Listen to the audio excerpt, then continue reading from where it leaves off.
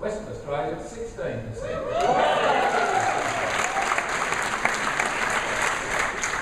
So I've often used that theory that if we are a bit thin on greens in this country, we need to tip it a little bit that way so some of you can slide across to the east when we need to. But the other thing is that I'm 67 and I know it, and I'm very well aware that life is finite, and I'm very content with that because I think we've got to make way for the brilliant young new members of the Homo sapiens species on the planet. But there's other things to do, and they're vitally important things. I mean, tomorrow night, I don't know if there's anybody, any journalists here, you shouldn't write this out too clearly. Tomorrow night, I'm going to, Paul and I are hurrying back to Sydney. We're in the supper room of the little town hall at the back. There's a packed out audience for the Wizard of Oz, the Wizard of Oz as it becomes, and that's me tomorrow night, dispensing a few words, and they've got some brilliant young performers there, so I'm really looking forward to doing that. I have told them that I won't wear a funny hat, because I know that the Australian would win every third day for the next year. Speaking of which, on the 23rd of March this year, we had the 40th anniversary of the world's first Greens Party, the first meeting, which was held in the Hobart Town Hall during the furore over the destruction, illegal, of the Lake Pedder National Park and the flooding of Lake Pedder. They later had to bring in retrospective legislation to make the illegal legal, as governments do when they do illegal things. And I've seen that happen a number of times since then.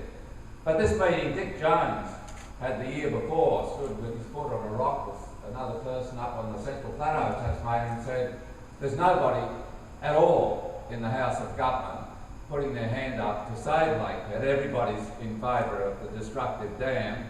But there's only one thing for this, and that's to set up a new party. And they did. And at that town hall meeting, dam workers were trucked into the front rows. There was huge foment, and when Dick called for, I wasn't there, but when Dick called for the vote on those who wanted to establish a new political party, it was shouted down. And then, being the trooper he was, he called for a show of hands. And there was a big majority.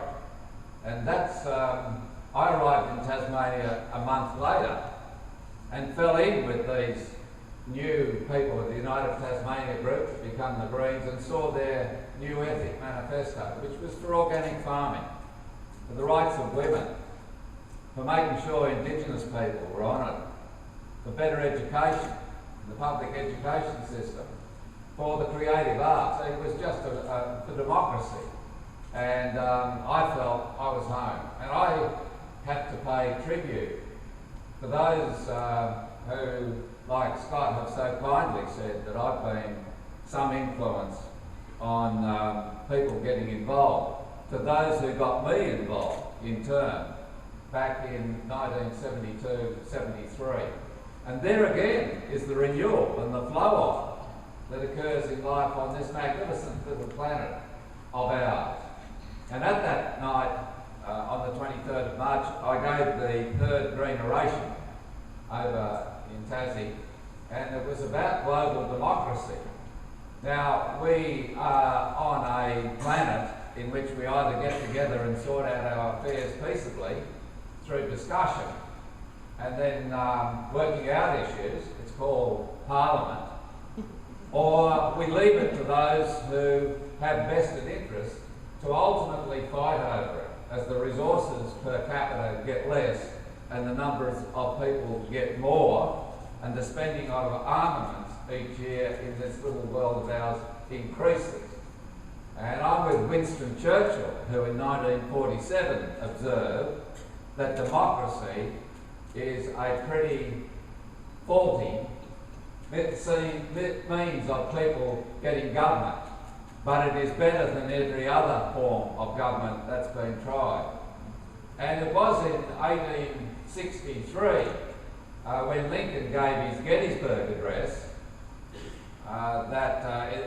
toward the end of that destructive Civil War, which took 600,000 lives, said that we must stand for one person, one value, one vote. We must stand for government for the people, of the people, by the people, on this earth.